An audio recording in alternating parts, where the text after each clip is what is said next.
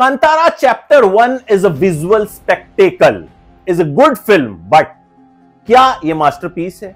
क्या बॉलीवुड को शर्म से मर जाना चाहिए? ध्यान से सुनिएगा पूरा रिव्यू। देखिए, इस फिल्म से उम्मीदें इसलिए ज्यादा थी क्योंकि इसका जो पिछला पार्ट है वो सक्सेसफुल रहा था। हालांकि मुझे वो पार्ट पसंद नहीं आया था, मुझे लगा वो ओवरहाइप्ड है।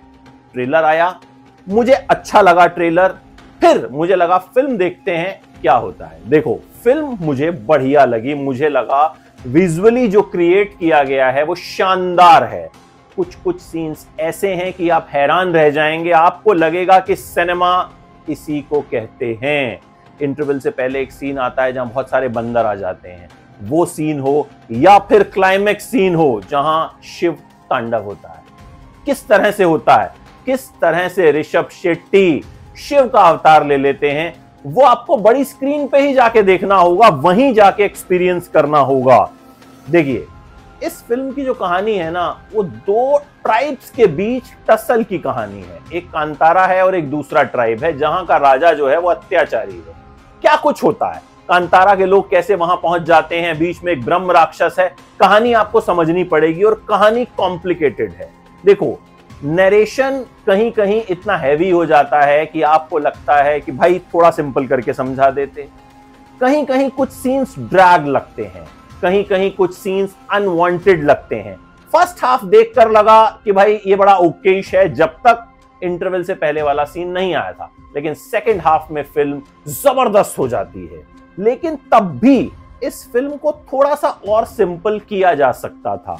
यह फिल्म आपको टुकड़ों में अच्छी लगती है, टुकड़ों में इस तरह के सीन्स आते हैं कि आप हैरान रह जाते हैं। अब वो सीन्स इतने ज्यादा पावरफुल हैं कि ओवरऑल जो ये एक एक्सपीरियंस है वो बहुत शानदार निकल के आता है। देखो, इस फिल्म में हिंदी डब में भी कई कई जगह सबटाइटल्स का इस्तेमाल किया गया है, कन्नड़ भाषा का इस्तेमाल किया गया है। मैं मान के चल रहा हूं कि कन्नड़ भाषा ही है। वो सबटाइटल्स की जो लैंग्वेज है वो इतनी छोटी है कि आप पढ़ ही नहीं पाते, तो वहां आपको समझ में ही नहीं आता। एज अ हिंदी ऑडियंस आपको अंदाजा लगाना पड़ता है कि भाई ये क्या बोल रहे हैं। वहां ये फिल्म थोड़ा सा लैक करती है। Rishabh Shetty as a performer is powerhouse, मतलब फर्स्ट हाफ तक तो आपको लगता है कि भाई ऋषभ शेट्टी सबको खा गए, उनके आगे कोई कुछ है ही नहीं। ये सेकंड हाफ में भी कंटिन्यू रहता है। रुक्मिणी वसंत, फर्स्ट हाफ में ऐसा लगता है इन्हें क्यों लिया गया, लेकिन सेकंड हाफ आते आते समझ में आ जाता है क्यों लिया गया। सबसे बड़ा ट्विस्ट वही लेकर के आती हैं। जयराम का काम बहुत बढ़िया है, खास तौर पर क्लाइमेक्स में। गुलशन देवैया बढ़िया एक्टर हैं, मुझे बहुत पसंद है, लेकिन यहां वो फीके पड़ गए। मतलब मुझे ट्रेलर देख के लगा था कि बड़ा अच्छा किरदार होगा, लेकिन मतलब मुझे ऐसा लगा कि उनकी जगह किसी दमदार एक्टर को होना चाहिए था, जो देखने में लगता कि कोई खूंखार विलन है।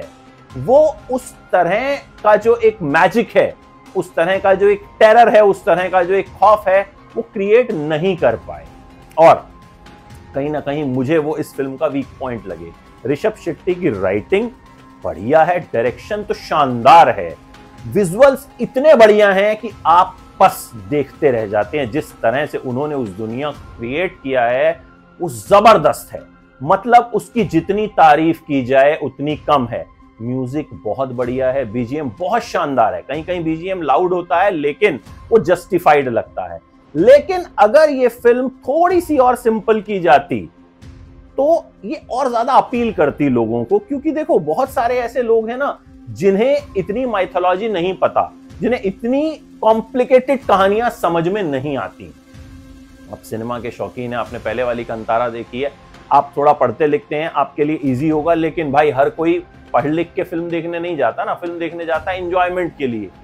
ओवरऑल ये एक बढ़िया फिल्म है, एक विजुअल स्पेक्टेकल है, एक अच्छी फिल्म है। इस फिल्म से बहुत कुछ सीखने को है, लेकिन क्या एक मास्टरपीस है? No, it's not a masterpiece. ठीक है, मास्टरपीस वो होती है जिस फिल्म का एक एक सीन गजब का होता है। लेकिन यहां भाई फर्स्ट हाफ में बहुत सारे ऐसे सीन्स हैं जो अनवांटेड लगते हैं। फिल्म कहीं कहीं जगह डिप करती है, कहीं कहीं जगह स्लो पड़ती है। ऐसा सेकंड हाफ में भी होता है। हाँ, कुछ सीन्स इतने दमदार हैं कि वो फिल्म की कमियों पर भारी पड़ जाते हैं, और इसीलिए ओवरऑल ये एक डिसेंट फिल्म निकल करके सामने आई है। मेरी तरफ से इस फिल्म को मैं दूंगा 5 में से 3.5 स्टार्स। पहले वाली कांतारा के मुकाबले ये मुझे ज्यादा अच्छी लगी, मुझे पहले वाली पसंद नहीं आई थी।